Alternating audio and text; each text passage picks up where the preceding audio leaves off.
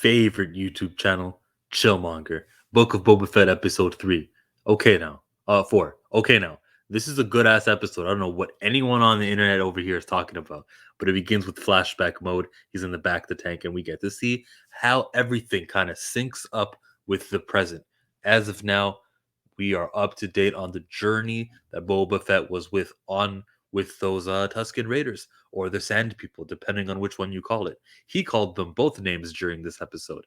In this episode, he is saving Fennec because that sky flare that he did with what's his name? I don't even remember that bounty hunter's name, but that new kid when they were trying to attack Fennec, Din and that kid attracted Boba Fett to Fennec, and we see exactly why. It makes total sense why. I was sort of surprised with how the same timeline the flashbacks happened was the same time that Mandalorian episode 5 happened, season 1. And the answer to that is he was with those Tuskens for a long time. We saw him celebrate, and just because we every episode didn't show how long he was with them doesn't mean was not with them for a long time. That's 5 years that this guy was a Tusken Raider, basically, until the Pikes thing happened.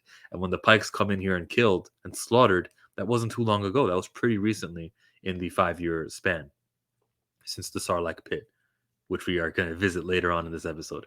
So Wes, as he gets Fennec and as he talks to Fennec, the mission is: look, I saved you.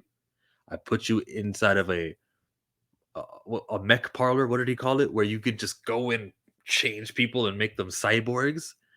And now that she's all modded up, and she has a blue and a red tube, because I guess the blue is blood blood is inside you, it's blue. So maybe that's a little bit scientific for Star Wars. Okay.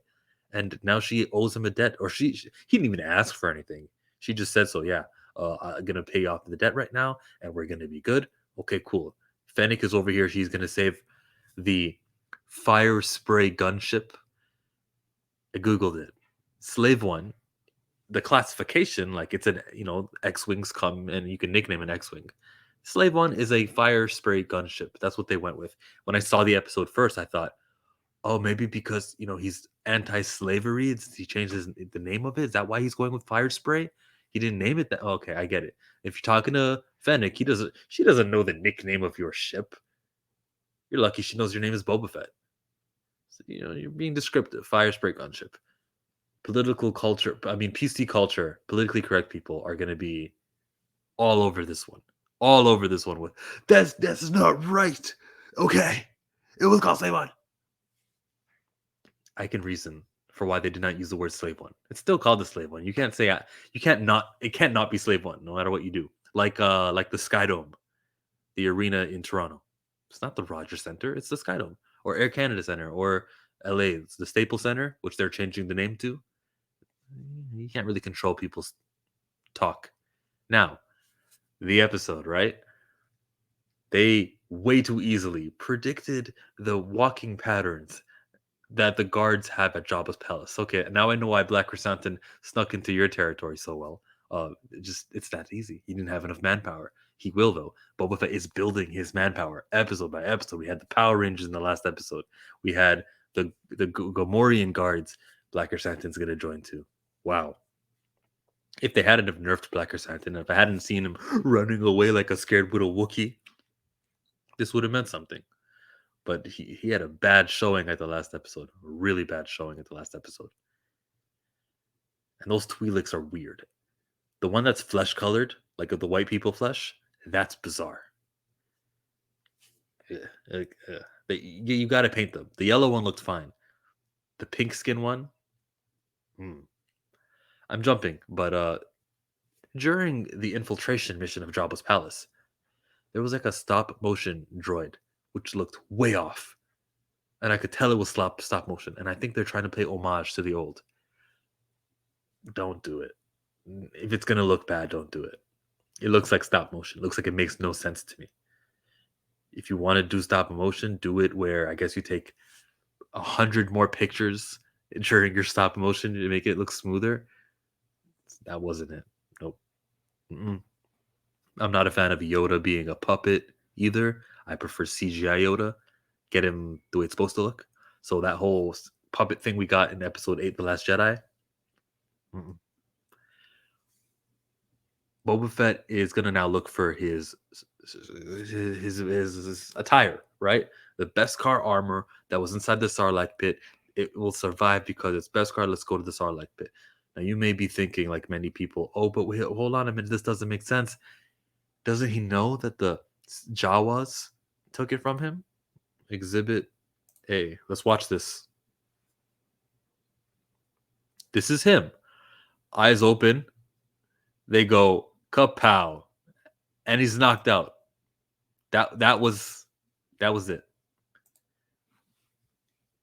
Five less than 5 seconds of I'm aware of what's happening. I'm gonna grab this Jawa. That's not enough time for you to realize what was on you and how it's off of you.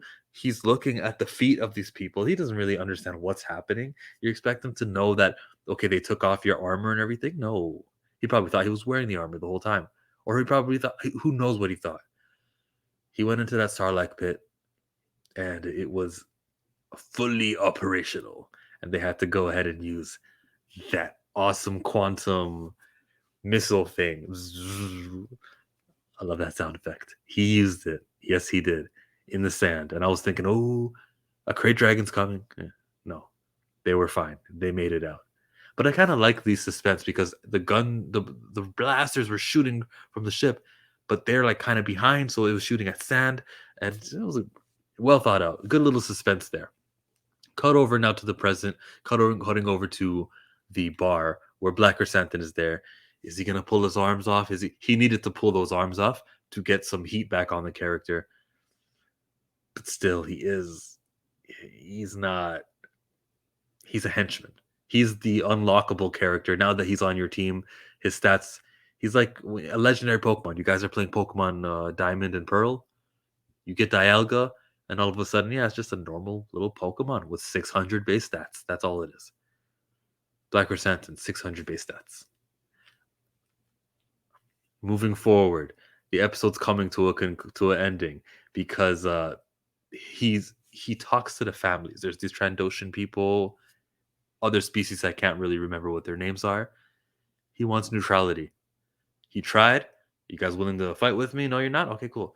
When they come to you, and they will, the Pikes will come for you. Play no part in this war. Every single one of those families are going to turn on him. They all drank to it. Lies. They will all turn on him. There was no loyalty. They were afraid. They questioned you. It's not until the little rancor underneath kind of went and they got scared. Oh, okay, sure. Whatever. But now that they're away from that rancor, you think that loyalty is going to stay, Boba? No, they're still terrified of you. They want you dead even more. They're going to play ball with the Pikes. We're going to rob the resources from Tatooine, or Tatooine, as he likes to say. That was this episode, and we moved forward a whole lot. Loved this episode. Is it a 9 or an 8? Is it a 9 or an 8? I'm going to say 9 out of 10. Yeah, there's no real problem. 8 out of 10. Let's say 8 out of 10.